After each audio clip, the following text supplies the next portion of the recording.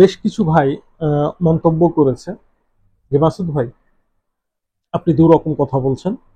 যে আপনি কিছুদিন আগেও বললেন যে আগামী 2 মাসের মধ্যে ট্যুরিস্ট ভিসা চালু হয়ে যাবে, এখন বলছেন চালু হবে না। তো দেখেন ভাই, আমার ভিডিওগুলো আপনারা আবার একটু মনোযোগ দিয়ে দেখবেন। আমি আশা করছি মনোযোগ দিয়ে দেখবেন, দেখার পরে মন্তব্য করবেন। যে আমি কিন্তু সেখানে বলেছি এবং রেফারেন্সও দিয়েছি যে বাংলাদেশে অবস্থিত হাই কমিশনের প্রধান হাই কমিশনার তিনি কিন্তু স্পষ্টভাবে এপ্রিল মাসের 8-9, 7-8-9 এই 3 দিনের মধ্যে তিনি কিন্তু কয়েকটা কনফারেন্সে স্পষ্টভাবে বলেছিলেন যে এই বছর প্রথম অর্ধেকের পরে, মানে প্রথম অর্ধাংশের পরে সীমিত আকারে ট্যুরিস্ট ভিসা চালু করবে ভারত বাংলাদেশিদের জন্য।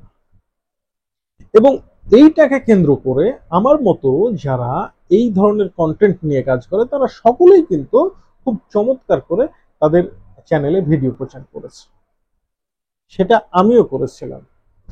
এবং আমি বেশ কিছু জায়গায় খোঁজ খবর নিয়ে যেটা জানতে পেরেছিলাম এখানে সম্ভাবনা আছে, এবং আমি এই কথাটাও বলেছি কিন্তু সম্ভাবনা আছে। এবং আমি এই সমস্ত প্রেডিক্টেবল ভিডিওগুলো যখন করি সেই সময় কিন্তু আমি আপনাদেরকে স্পষ্টভাবে বলে দিই যে ভাই ভিসার ব্যাপারটা হচ্ছে আজকে যে নিয়মটা আছে আগামীকালকে সেটা নাও থাকতে পারে। যখন বলছি ভিসার একটা বিষয় নিয়ে, ওইটা শুধু ওই সময়ের জন্যই কার্যকর, ওই সময়ের পূর্বেও না, ওই সময়ের পরেও না, তবে থাকতেও পারে। এটাই হচ্ছে নিয়ম। বিশেষ করে ভারতের ভিসা, মানে বাংলাদেশিদের জন্য ভারতের ভিসার ক্ষেত্রে নিয়ম অনেক সময় সপ্তাহে সপ্তাহে চেঞ্জ হয়, অনেক সময় মাসে মাসে চেঞ্জ হয়। এটা হতেই থাকে কিন্তু, ঠিক আছে। তো এইটা নিয়ে স্পষ্ট বা স্থায়ীভাবে কোনো তথ্য দেওয়া সম্ভব না।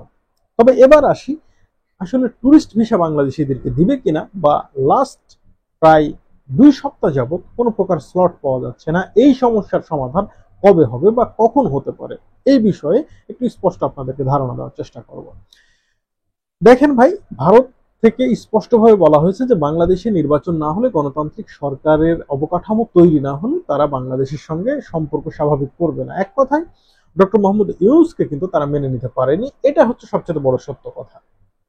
তাদের পরম মিত্র ছিল শেখ হাসিনা, তাকে বাংলাদেশের জনগণ উৎখাত করেছে, এটা তারা মেনে নিতে পারেনি। যাই হোক, সেটা তাদের একান্ত ব্যাপার, এটা নিয়ে আমাদের জোর করার কিছু নাই। কাউকে যদি তারা মেনে না নেয় তাহলে আমাদের জোর করার কিচ্ছু নাই। কিন্তু এখানে কয়েকটা কথা বলার আছে। নির্বাচন হলেই কি আদৌ ট্যুরিস্ট ভিসা চালু হয়ে যাবে? আমি আজকে বলে রাখছি, আপনারা লিখে রাখুন, আদৌ চালু হবে না। কিভাবে চালু হতে পারে, হওয়ার প্রসিডিউরটা কি বা রোড ম্যাপটা কি? রোড ম্যাপটা হচ্ছে, যদি বাংলাদেশে ইলেকশন হয় এবং ইলেকশনের পরে, দেখেন ভাই আমি কোনো দলের পক্ষ বলছি না, কোনো বিপক্ষ বলছি না, একদম সত্য কথাটাই আপনাদের সামনে বলছি। রোড ম্যাপটা হচ্ছে এরকম যে ইলেকশন হওয়ার পরে যদি বিএনপি ক্ষমতায় আসে তাহলে একটা সম্ভাবনা থাকবে। কিভাবে সম্ভাবনা থাকবে? বিএনপি শুধু ক্ষমতায় আসলে হবে না, আসার পরে বাংলাদেশে যত ইসলামপন্থী লোকজন আছে সবাইকে আগে মারধর শুরু করতে হবে এবং গণহারে তাদেরকে গ্রেপ্তার করতে হবে এবং বিভিন্ন মেয়াদে সাজা দিতে হবে, ঠিক যেটা ফ্যাসিস্ট শেখ হাসিনা করে গিয়েছিল। ঠিক সেম এই কাজটা কিন্তু বিএনপিকে করতে হবে, এবং এইটা করে ইন্ডিয়াকে আগে খুশি করতে হবে যে দেখেন আমরা বাংলাদেশে ইসলামপন্থীদেরকে নির্মূলের চেষ্টা করছি।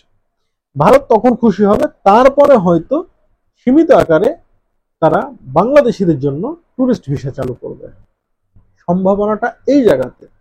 কিন্তু বিষয়টা হয়ে যাবে একেবারে 360 ডিগ্রি আলাদা। কিভাবে হবে? যদি বাংলাদেশে ইসলামী জোট ক্ষমতায় আসে তাহলে কিন্তু অবস্থাটা খুব খারাপ হয়ে যাবে। তখন হয়তো বা এখন যে পরিমাণে মেডিকেল ভিসা 2টা 4টা দিচ্ছে সেটাও হয়তো কমপ্লিট বন্ধ হয়ে যাবে। এখন আপনি বলবেন ভাই কেন বন্ধ হয়ে যাবে? কারণ আর যাই হোক, ভারতের যে বর্তমান সরকার, ইসলামপন্থীদের সাথে তাদের কোনো সম্পর্ক নাই, ঠিক আছে। এটা হচ্ছে বড় কথা।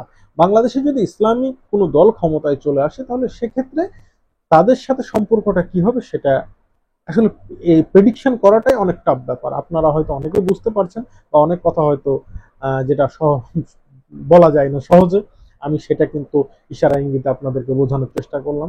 বাংলাদেশে যদি ইসলামী জোট ক্ষমতায় আসে তাহলে এটা কিন্তু আরো লেন্দি হবে। সুতরাং আমাদের এটা আশা করা ঠিক হবে না যে বাংলাদেশে একটা নির্বাচন হলে বা সুষ্ঠু নির্বাচন হলেই ভারত আমাদের সাথে সকল সম্পর্কের দুয়ার ওপেন করবে। বরং ভারতের যদি ভারতের স্বার্থের পক্ষে যারা কাজ করছে তেমন কেউ যদি ক্ষমতায় আসে, বা যে ব্যক্তি বা যে দল ক্ষমতায় আসবে, ক্ষমতায় এসে যদি ভারতকে তারা সন্তুষ্ট করতে পারে, সেক্ষেত্রেই কিন্তু ভিসার ব্যাপারটা তারা ভেবে দেখবে। তাছাড়া বাংলাদেশের সাথে ভিসার বিষয়ে কোনো প্রকারে তারা মার্সি করবে না, এটা লিখে রাখুন। সকলকে ধন্যবাদ। আসসালামু আলাইকুম ওয়া রাহমাতুল্লাহ।